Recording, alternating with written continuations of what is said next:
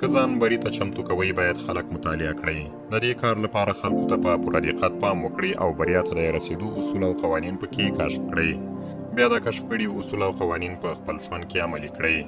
خو ښه خبره دا ده چې همدا اوس لاس په کار شئ.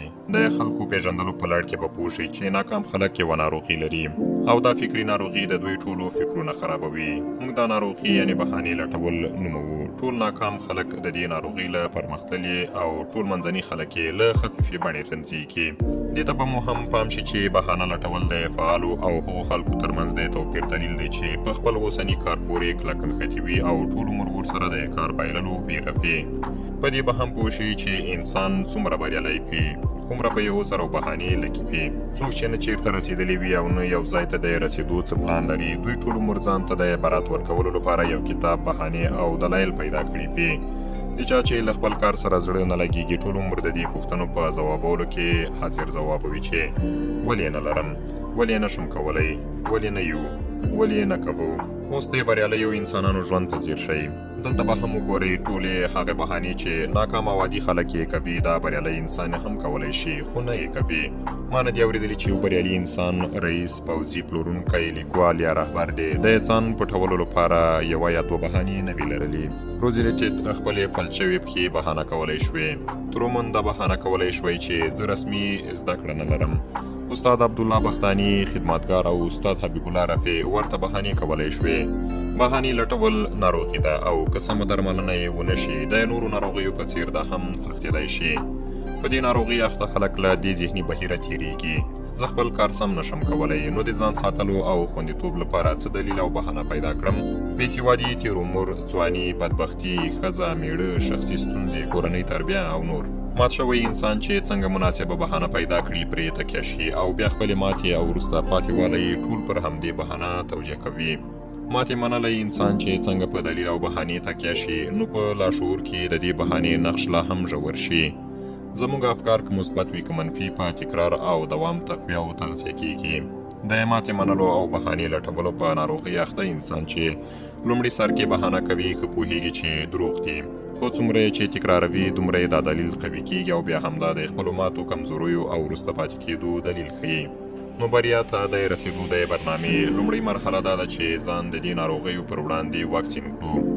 د ماتې منلو ناروغي بېلابېلې بڼې لري خو تر ټولو خطرناکه هغه یې د کافي قوت، ځیرکتیا، مناسب عمر او بخت نه لرل دي.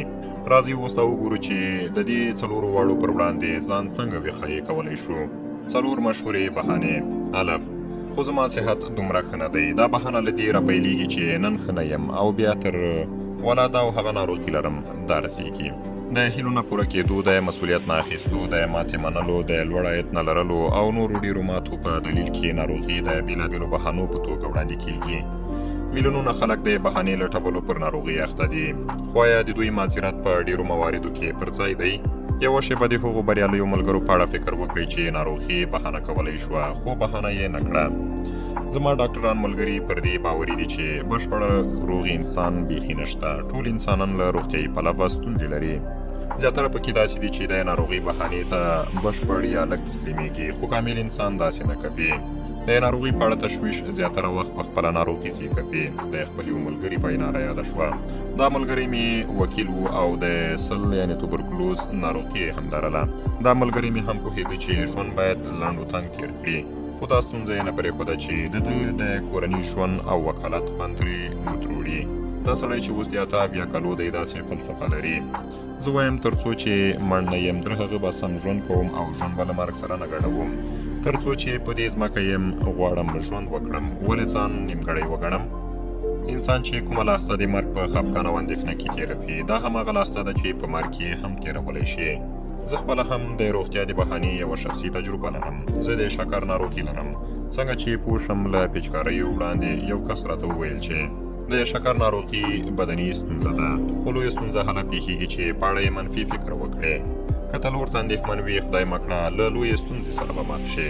طبعا خپله چې د شکر پر ناروغي اخته شوم د شکر له ډېرو ناروغانو سره مخ شوم. اوس به درته د دوو متضادو مواردو کیسه وکړم. یو کس داسې دی چې د شکر بیخي لږه ناروغي لري خو بیا یې هم له ځانه ګرځنده مړی جوړ کړی دی.